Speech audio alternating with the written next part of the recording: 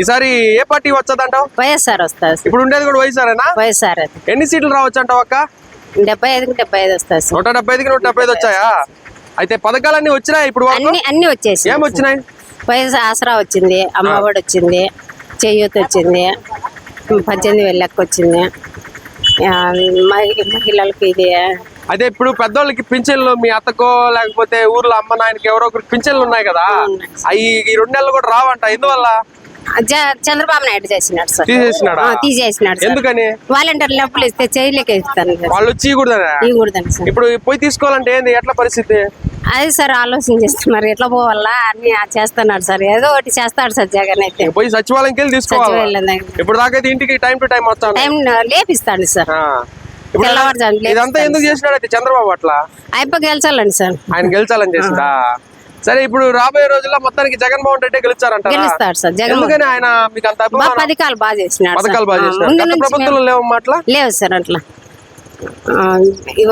ఇస్తారని అన్ని ఎగ్గొట్టేసినాడు సార్. అన్ని ఈయన చెప్పిన చేసిండా? చెప్పిన అన్ని చేసినాడు సార్, ఇంకా ఎక్కువే చేసినాడు సార్. ఎట్లా ఉంది ఇక్కడ పరిస్థితి రాజకీయంగా? ధర్మాల్లో రాజకీయంలో ఇంకా ప్యాన్కి ఎదురేలేదా? ఎండకి ఎట్లా ఎదురులేదా, ప్యాన్కి అట్లా ఎదురులే. ఇంకా ఈసారి జగన్మోహన్ రెడ్డికి ఎన్ని సీట్లు వచ్చేదానికి అవకాశం ఉంటది? 170 అన్న. తిరుగులేదా? తిరిగేలేదు, ఒక సీట్ అటే ఇటు అంతే. అంతేనా? అవతల చాలా గట్టి పోటీ. అన్ని పోటీలు ఉంటే ఏం చేస్తాం అన్న? ఇప్పుడు గొర్రెలు మనం గొర్రెలు తలపోతామా? ఎన్ని గొర్రెలు మనం చెప్పి ఇట్లా తెలిసిందే గానీ మనం మించిపోతాయా? అది ప్రస్తుతానికి ఎలక్షన్ కమిషన్ ద్వారా పింఛన్లు కూడా ఆపేసినారు కదా. పింఛన్ అంటే వాలంటీర్లు వాళ్ళు ఆపేసినారు కదా, మేమే ఆపేలేదు వాలంటీర్లు.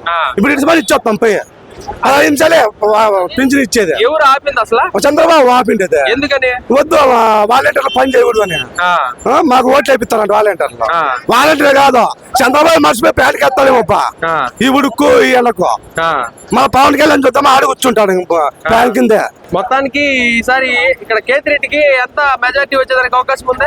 ఈసారి కేతిరెడ్డి ఎవరు లేరుడా, ఎవరు చెప్పు మెజార్టీ ఎంత? నువ్వు మీడియా మంచివి, నువ్వు ఎవరైనా సరిచావా? టీడీపీలు కానీ బీజేపీలు కానీ జనసేన కానీ ముందే మా పులిరా. మెజార్టీ ఎంత వచ్చేది? అంతా ఒకటే మందే. ఎన్ని ఓట్లు కనుకో, తరమాల నియోజకవర్గంలో కనుకో, ఆడి తొల్ల నొప్పిస్తాడు అన్నది చూసి.